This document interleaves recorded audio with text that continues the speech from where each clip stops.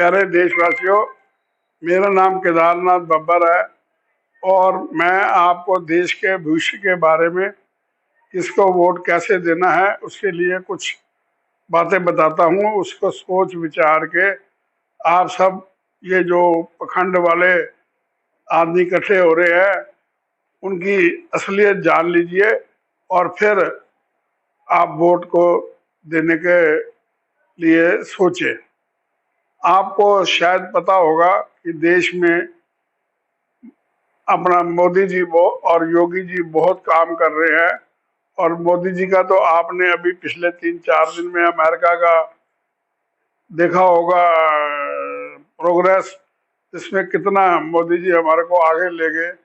और योगी जी ने कितना इंफ्रास्ट्रक्चर करा, गडकरी ने कितना इंफ्रास्ट्रक्चर बढ़ाया है और अभी बाकी भी सोच रहे हैं। लेकिन बदकिस्मती से दिल्ली में सबसे सत्यानाश केजरीवाल ने कर दिया है कि सारे स्लम वालों को हटाने की जगह 500 गुना बढ़ा दिया है और पुलिस वाले के पास कोई पावर नहीं है। क्योंकि इसने कह रखा है कि कोई झुग्गी झोपड़ी वाले को कुछ नहीं बोल सकता। अब सोचिए, आप लोग स्लम में रहना चाहते हैं या न्यू स्टेट में रहना चाहते हैं जैसे लुटिन जोन है। अब हम इसके बारे में क्या कर सकते हैं जब दिल्ली का चीफ मिनिस्टर स्लम ही चाहता है। चलो, अब ये तो लंबी कथा है। मोदी जी के पास पावर तो है लेकिन वो कैसे यूटिलाइज नहीं कर रहे इसके लिए तो मैं कुछ कह नहीं सकता। लेकिन उनको भी सोचना पड़ेगा कि G20 के गेस्ट आ रहे हैं और उनको अगर वो ओखले में अगर आ गए तो हिंदुस्तान की क्या इज्जत रह जाएगी। इस इज्जत को बरकरार रखने के लिए मैं निवेदन करता हूँ बीजेपी से अपना और मोदी जी से कि ये आप जो गलत काम कर रहे हैं ये इसको ठीक करें, सारे स्लम को रेज करा दें और इनको कोई वोटिंग पावर इनकी सबकी छीन लें। क्योंकि स्लम वाले हमारे देशवासी नहीं है, वो सारा बांग्लादेशी हैं।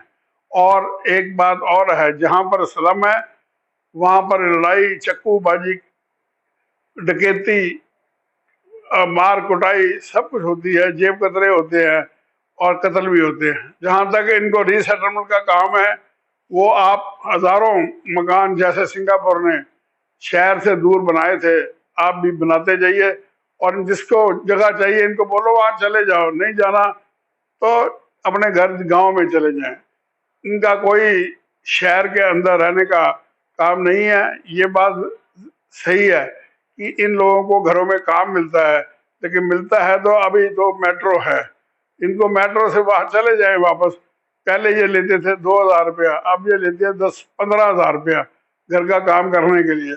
जब 15,000 मिलता है तो मेट्रो भी ये यूज कर सकते हैं। अब मैं बताता हूँ जो गठबंधन हो रहा है अपोजिशन का और अपना मोदी जी को हराने के लिए, ये गठबंधन इसलिए बन रहा है पावर के लिए। पावर क्यों चाहिए? क्योंकि ये सब की जेब खाली हो गई है, रिश्वत देने का कोई प्रोग्राम बन नहीं रहा और रिश्वत तो तब मिलेगी जब कोई इनके पास पावर होगी। पावर है नहीं तो इसलिए सारे पागल हो गए हैं और पागल हो गए अब इकट्ठे हो रहे हैं। अब आप जरा ध्यान दीजिए बड़े अच्छी तरह से। नीतीश कुमार की गवर्नमेंट में जितने मंत्री हैं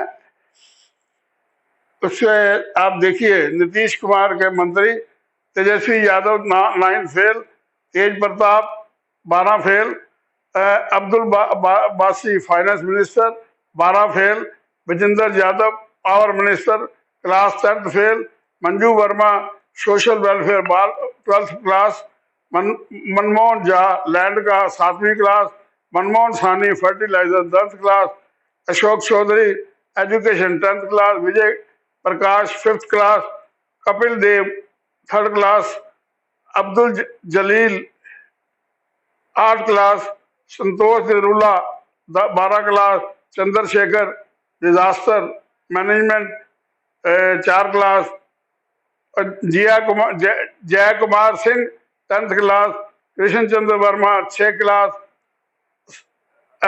small scale industry Khurshid Firoz 5 class, rural development 2nd class, Alok Kumar Mehta cooperative का सोसाइटी का 3rd पास, और शिव चंद्र राम एग्रीकल्चर लिटरेचर।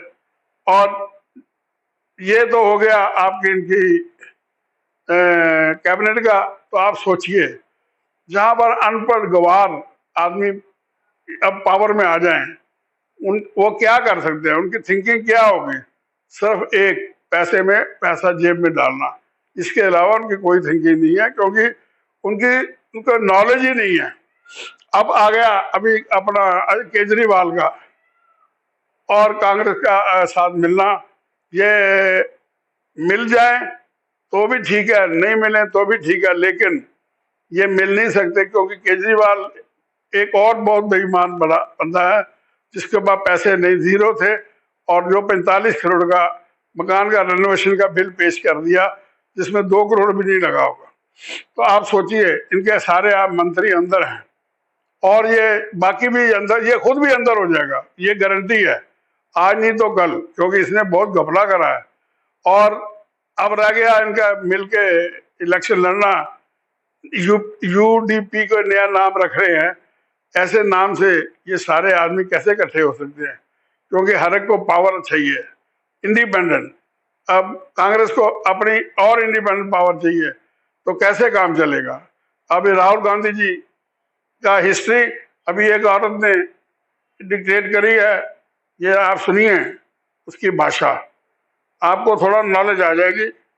सुनना जरूर चाहिए, क्योंकि आज का जमाना ऐसा है कि देश बड़ा एज पे खड़ा है, इस तरह मुड़ जाए पता नहीं लगना। लेकिन जो मौका अब मिला है भारत सरकार में डेवलपमेंट करने का, वो लाइफ लॉन्ग नहीं मिलेगा।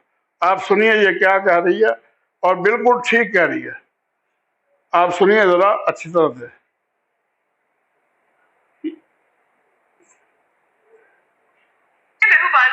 और आज मैं आपके साथ बात करने वाली हूँ कि कैसे मुझे लगता है कि कांग्रेस परिवार was completely against ट्रिपल तलाक। मैं हूं पायल रोहातगी और आज मैं आपके साथ बात करने वाली हूँ कि कैसे मुझे लगता है कि कांग्रेस परिवार was completely against ट्रिपल तलाक because apparently Motilal Nehru, the so-called father of Jawaharlal Nehru, had 5 wives।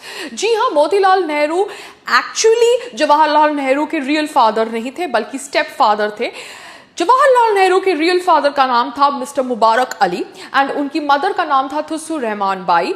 ये इंफॉर्मेशन ऑब्वियसली हमें मिली after reading MO Mathai's biography के कुछ पन्ने which was written by Edina Ramakrishna from AP Herald. और ये आर्टिकल पढ़ने के बाद अब मैं ये वीडियो बना रही हूं बिकॉज किसी और ने ये इंफॉर्मेशन पब्लिक प्लेटफॉर्म पे शेयर करी है। As per this information Motilal Nehru की 5 बीवियां थी। एक was the first one was Mrs Swaroop रानी जो लीगल वेडेड वाइफ थी और उनके 2 बच्चे थे। बाकी 4 वाइफ्स वर थुस्सू रहमान बाई जिनके 2 बच्चे थे, उनमें से एक बच्चा था जवाहरलाल नेहरू, मगर Thussu Rahman Bai was first married to mister Mubarak Ali जो मोतीलाल नेहरू के बॉस थे and he died under mysterious circumstances. अब Mrs. Manjari was the 3rd wife of Motilal Nehru and she had a child named Mehar Ali Shokta जो आर्य समाज के लीडर थे। एक इरानियन वुमन थी जो 4थी बीवी थी मोतीलाल नेहरू की and she had a child called as Mohammad Ali Jinnah. जी हाँ, आपको ये नाम शायद कुछ सुना सुना लगता होगा। अब 5वीं बीवी थी एक housemaid and she was a Muslim servant from Kashmir and she produced a child called as Sheikh Abdullah who was the ex Kashmir chief minister. अब ये सारी इंफॉर्मेशन सुनने के बाद मैं खाली आपसे थोड़ी और इंफॉर्मेशन शेयर कर रही हूं about the children of the wedded wife missus Swaroop Rani. उनके 2 बच्चे थे। एक थी बच्ची missus Krishna the wife of mister Jaisukh Lal Hathi governor and दूसरी बच्ची थी missus Vijaya Lakshmi Pandit wife of mister R.S. Pandit the high commissioner of USSR। यह बात आप याद रखना क्योंकि थोड़े समय के बाद आपको मैं बताने वाली हूं कि कैसे इंदिरा गांधी ने लाल बहादुर शास्त्री को मैनिपुलेट किया था यूएसएसआर जाने के लिए to sign the Tashkent treaty, और ये करने से ऑब्वियसली उनकी मौत हुई थी अगले दिन by poisoning, and we were told, means the whole world was told that he died due to cardiac arrest. So apparently the Congress parivar had connections in USSR also. अब जो थुस्सू रहमान बाई थी, the wife of Mubarak Ali, she had 2 children, जैसे मैंने आपको पहले बोला. One was mister Jawaharlal Nehru and another was mister Saeed Hussain. अब जब मिस्टर मुबारक अली की डेथ हुई तो वो उन्होंने जितनी भी जायदाद छोड़ी थी वो सब आ गई मोतीलाल नेहरू को, because he got married to Thussu Rahman Bai. They say married, but obviously she was apparently the illegal wife. ये क्या हो रहा है? It is too confusing. Jawaharlal Nehru ने ऑब्वियसली जवानी में आके शादी करी विद मिस कमला कौल, मगर कहते हैं कि he did not consummate his marriage, and Kamala Kaul had a relation with his brother Manzoor Ali, and that's how they had a daughter called as Indira Priyadarshini Nehru. So technically Indira Gandhi yani Indira Priyadarshini Nehru is not the biological daughter of Jawaharlal Nehru, because she was born when Kamala Kaul had a relationship with Jawaharlal Nehru's brother Manzoor Ali. Oh my God! जी हाँ, ये सुनकर काफी shocking लगता है कि क्या मतलब घोटाला होता है इनसाइड द कांग्रेस परिवार.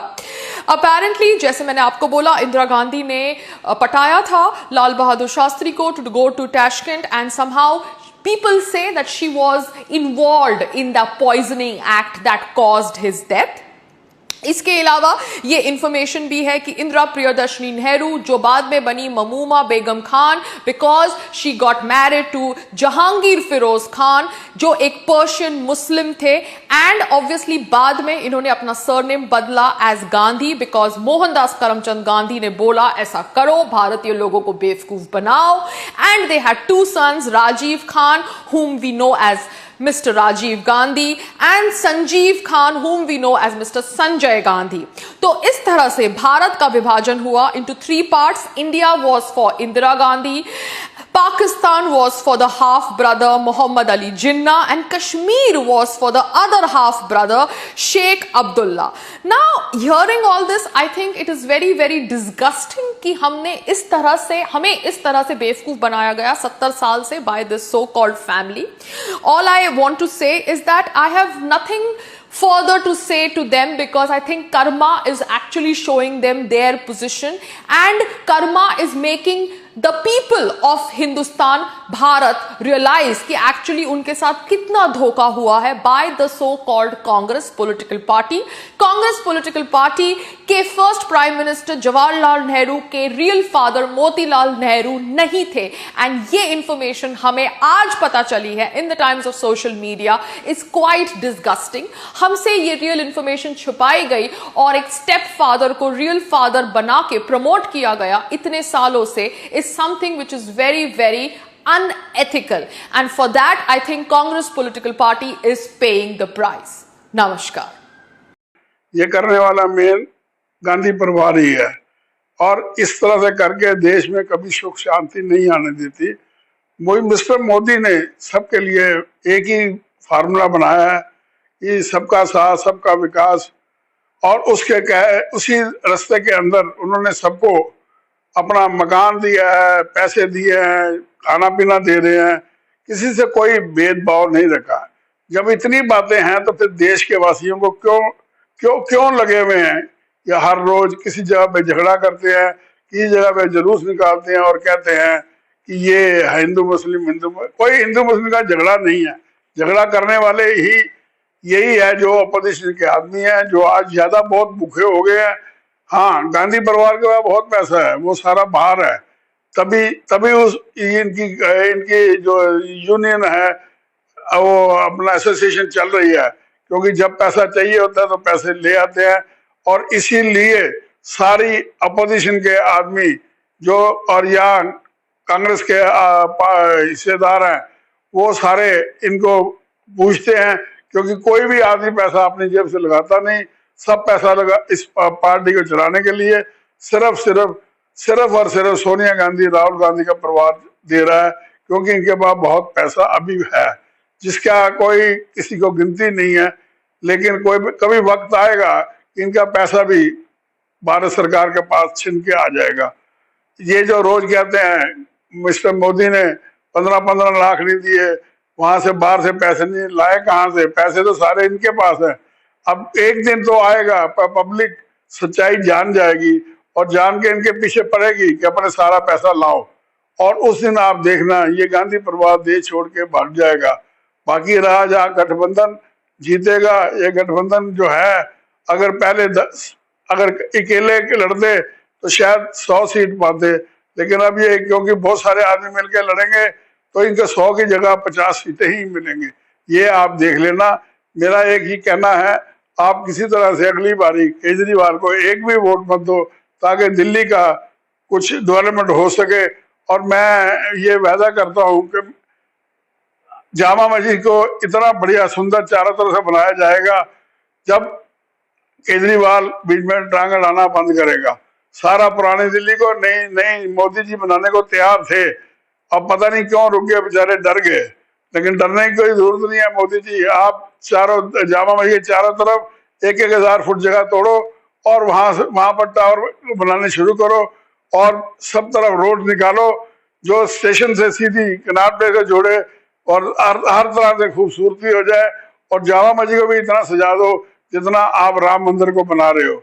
इससे क्या होगा, लोग बड़े खुश होंगे और सभ्यता भी लोगों को आएगी और सारे लोग लड़ाई बंद करके आपको पूजा करेंगे। मैं आपको फिर कहता हूं कि आप दिल्ली को नर्क से बचाओ और दिल्ली का सारे स्लम को भगाओ। और सबसे ज्यादा साउथ दिल्ली में जो स्लम क्रिएटर हैं वो सेकंड नंबर पे वो आपके एमपी और एमएलए हैं। इनको भी आप अपना पावर निकाल दो। इन्होंने आपका बहुत नुकसान करा है स्लम बना के जीतने का। और तुगलकाबाद फोर्ट को भी खाली कराओ जिससे कि तुगलकाबाद किला एक पब्लिक देखने के लायक जगह बन जाए। आपको मेरी ये आशीर्वाद है कि अगर आप अच्छे कर्म करोगे तो आप 24 लाख का इलेक्शन किया, 2030 में भी जीत जाओगे, 2035 में भी जीत जाओगे। धन्यवाद। जय हिंद।